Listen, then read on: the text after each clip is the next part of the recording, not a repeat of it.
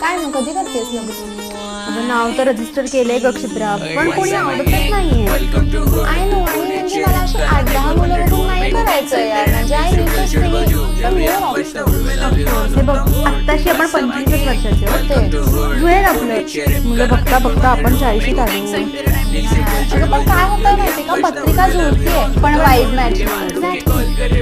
पण आपल्यापेक्षा मुलांचा पगार जास्त असावा ही अपेक्षा करणं काय चुकीचं आहे? असायलाच हवं.